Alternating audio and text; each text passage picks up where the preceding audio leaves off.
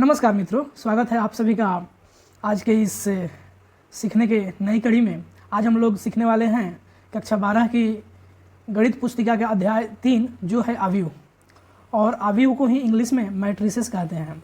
अवयव को इंग्लिश में क्या कहते हैं? मैट्रिसेस। और मैट्रिसेस जो शब्द है, वर्ड है, ये मैट्रिक्स का प्लूरल फॉर्म है, मैट्रिक्स का बहुवचन है। जब मैट्रिक्स को हम प्लूरल करेंगे तो क्या बन जाएगा? मैट्रिसेस। ठीक है, तो मैट्रिक्स को जब हम प्लूरल करेंगे तो बन जाएगा मैट्रिसेस। हमारा चैप्टर का नाम है अवयव। तो हम लोग आज जो सीखेंगे उसका मुख्य बिंदु ये है, सबसे पहले हम भूमिका पर बात करेंगे कि अवयव की क्या उपयोगिता है, अवयव कैसे हमारे दैनिक जीवन से जुड़े हुए समस्याओं का समाधान करने में मदद करता है। उसके बाद हम जानेंगे अवयव क्या होता है। उसके बाद हम लोग अवयव की कोटि पर ध्यान देंगे। उसके बाद हम लोग कुछ एग्जाम्पल करेंगे, उदाहरण, और उसके आगे हम लोग टाइप्स ऑफ मैट्रिक्स अर्थात अवयव के प्रकार पर ध्यान देंगे। ठीक है, और लास्ट में हम लोग प्रश्नावली 3.1 को करेंगे। ठीक, तो सबसे पहले भूमिका में हम लोग को जान लेना चाहिए कि आखिर अवयव है उसका क्या उपयोग है। तो इसका उपयोग है, जैसे में संख्या का जब हम संग्रह करते हैं, संख्याओं का संग्रह करते हैं, तो इसमें इसकी खास भूमिका होती है। अवयव संख्याओं का एक संग्रह है। जो अवयव होता है वह संख्या का एक संग्रह होता है जो एक व्यवस्थित तरीके से व्यवस्थित होता है, सुव्यवस्थित तरीका से व्यवस्थित रहता है। ठीक है, जैसे में हमारे पास कुछ नंबर हैं, वह नंबर यादृच्छिक रूप से इधर उधर फैले हुए हैं। यदि हम उसको एक अरेंजमेंट में सजा दें तो वहीं हमारा क्या बन जाएगा? अवयव बन जाएगा। उसके बाद हम लोग इस पर गणितीय ऑपरेशन भी कर सकते हैं। अवयव के साथ गणितीय ऑपरेशन क्या क्या होते हैं? संक्रियां, गणितीय संक्रियां, जैसे में जोड़ना, घटाना, गुणा करना, भाग करना, ये सभी गणितीय संक्रियाएं होती है।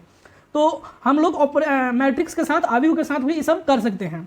उसके बाद इसका यूज होता है सांख्यिकीय विश्लेषण। जब हम लोग स्टैटिक्स का अध्ययन करेंगे हायर क्लासेस में, हायर एजुकेशन में, तो उसमें बहुत बड़ा रोल रहता है अवयव का, जिसके हेल्प से हम लोग सांख्यिकीय विश्लेषण का अध्ययन आसानी से करते हैं। इसमें मेनली रूप से हम लोग डाटा विश्लेषण पर ध्यान देते हैं।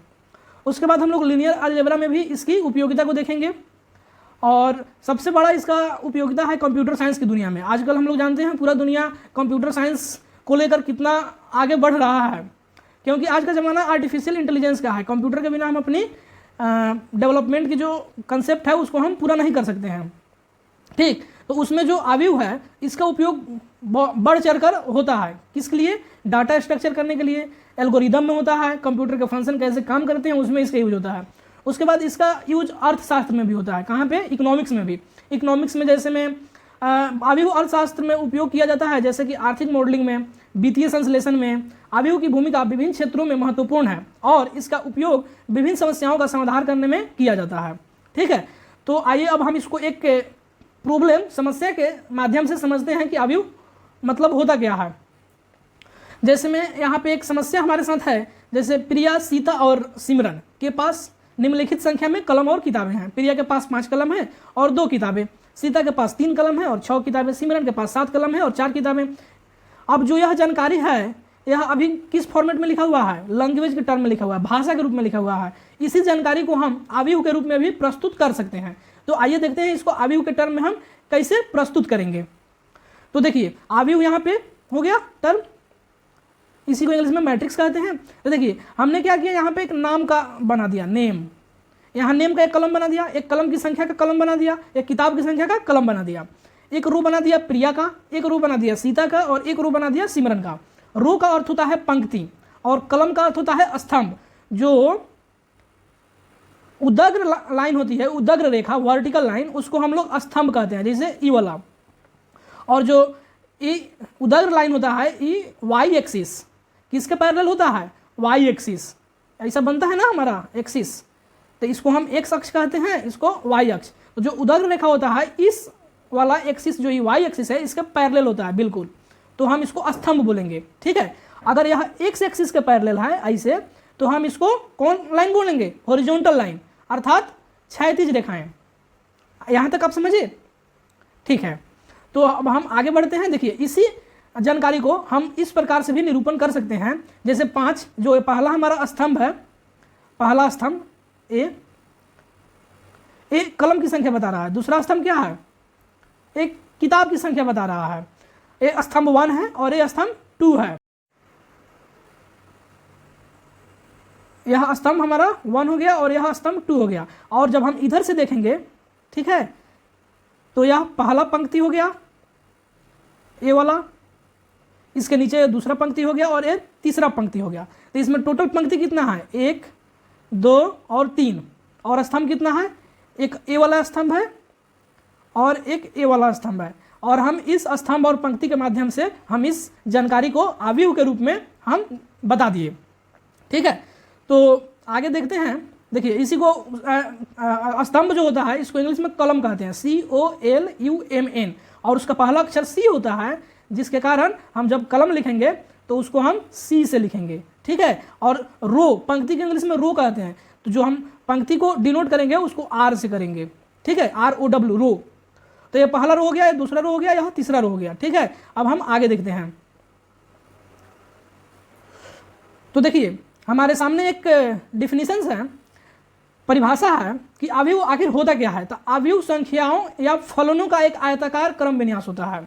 देखिए जैसे आयत हम लोग बनाते हैं ना, तो ये जो हमारा बड़ा कोष्ठ है, ऐसे हम जो लिख रहे हैं, तो यह आयत का ही तो एक फॉर्मेशन कर रहा है, आयत का ही तो निर्माण कर रहा है।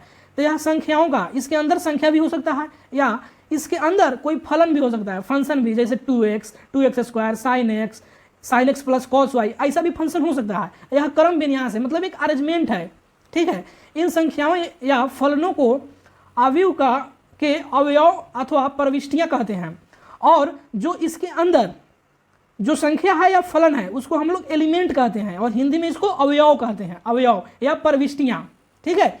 अवयव को हम अंग्रेजी वर्णमाला के कैपिटल अक्षर द्वारा व्यक्त करते हैं। जैसे यहाँ पे देखिए ए कैसा लिखा हुआ है, कैपिटल है। तो ए जो एक मैट्रिक्स है, अवयव है, ए बराबर, ये बड़ा कोष्ठ लग गया है, इसका मतलब अरेंजमेंट में सजा दिया गया है, -2 5 फर्स्ट रो हो गया, 0√5 ये सेकेंड रो हो गया, 3 6 ये तीसरा हमारा पंक्ति हो गया। उसी तरह जब हम ऐसे देखेंगे, -2 0 3 ये हमारा पहला स्तंभ हो गया, 5√5 और 6 ये हमारा दूसरा स्तंभ हो गया। उसी तरह एक अदर एग्जाम्पल है बी नंबर, इसमें है 2 + आयोटा। याद कीजिए आयोटा हम लोग क्लास 11th में पढ़े थे, जिसका मतलब होता है रूट के अंदर जब -1 होता है तो उसको हम आयोटा बोलते हैं। तो ये भी हो सकता है, आयोटा वाले भी फंक्शन हो सकते हैं। तो 2 + आयोटा, 3 -1/2, 3.5 -1 2 √3 5 5/7, इसमें कोई भी संख्या हो सकता है, इमेजिनरी भी संख्या हो सकता है, रियल नंबर भी हो सकता है, रेशनल नंबर भी हो सकता है, परिमेय संख्या, भाज्य संख्या, आभाज्य संख्या, सब प्रकार की संख्या इसमें आ जाएंगे एलिमेंट में, अवयव में। और इनका जब हम क्या कर देंगे, एक क्रम विन्यास बना देंगे आयताकार रूप में, तो यह अवयव कहलाएगा। इसी तरह हमारा एक अनदर एग्जांपल सी नंबर है, इसके एलिमेंट क्या क्या है, अवयव 1 + x, x3, 3 cos x, sin x + 2 tan x, ठीक है।